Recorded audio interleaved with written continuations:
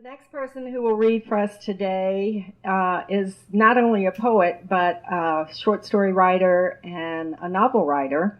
So please welcome J. Tom Brown.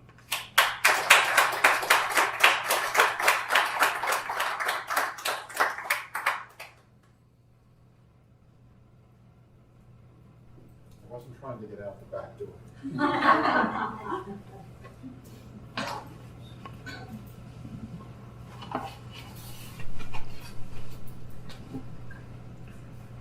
So I'd like to thank the editors for putting together Lingering in the Margins and making it happen, and to WriterHouse too, for Polly and Patsy and all who keep everything going here. And so when I got my acceptance, it really made my day and the next couple of days as well. So my endorphins were going. So I have two poems in the anthology, Conversation with a Coat and In a Dark Dream. And there are several things I like about writing poetry. There's a brevity to it, so you can say something in a page or less that might take 20 pages of short story prose. And there's also the way it easily lends itself to satirical elements. So a lot of what I write has satire and socially conscious bent in the poems. And there's also the prosody of words. So the beat and rhythm of music, I think, is related to like the beat and rhythm in poetry, and it's like coming from the same part of the brain. But at the same time, with poetry, you can try to reach people with the intellect, and the emotions. So just to get to it, so the first poem is Conversation with a Coat. And so when I write poetry, sometimes I'm thinking of music too as well. So this might have a Parisian street kind of sound to it, like an Edith Piaf song playing in the background. Names are the invisible shadows with which others clothe us, and we them, the sheaths of the souls within. They are entries in the phone book, or like a coat hanging on a chair. They are the outer layer. Memories are movies woven from dreams, clips of scenes carefully rearranged. Conversation was the thread between us. They couldn't hold on, the stitching unraveled and the elbows worn.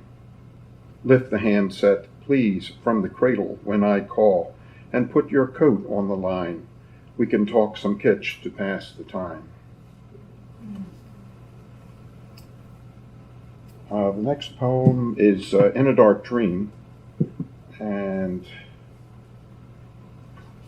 so this, you might imagine Peace in the Valley playing in the background. So that was originally a Thomas Dorsey gospel song, but Elvis Presley made it very popular, and I think it was 1958 on the Ed Sullivan Show. And it was a tribute to the Hungarian refugees in the Hungarian Revolution. And so Elvis features in the poem. Sleep, Elvis, dream of summer days gone by, in the heated beat of promise, the anticipation of something new, dancing on endless highways through the dashboard radio. Dream, Elvis, in the land of summer now, on the road of Gilgamesh and Enkidu, in the heat of hair-dryer winds, kicking blind in a simoom, the sheath of a grim giant. Shake it over the Tigris, rock in the Abu Ghraib, rattle and wail to tears and mourning in a pink Cadillac she had, blast them into the space-age baby oily pelvis.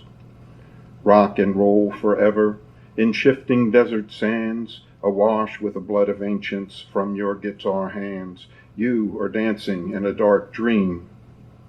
Where is the idol we once knew, Where has your song gone to? Take the road home to the land of promise. Give us back our dreams. We'll be waiting for you here. Okay. Thank you. So, last poem is a socially conscious poem I wrote a long time ago, and it's called Honeymoon in Harrisburg. So it came about through an alliance between Reagan and Regan, and which was an alliance between Wall Street, Goldman Sachs, and our government. And so the government defunded socially responsible programs such as federal funding to state mental institutions. And Byberry was a huge old mental institution outside of Philadelphia, and they shut it down during a cold snap, and homeless people just descended on Philadelphia. So a lot of them didn't have their meds, and were freezing.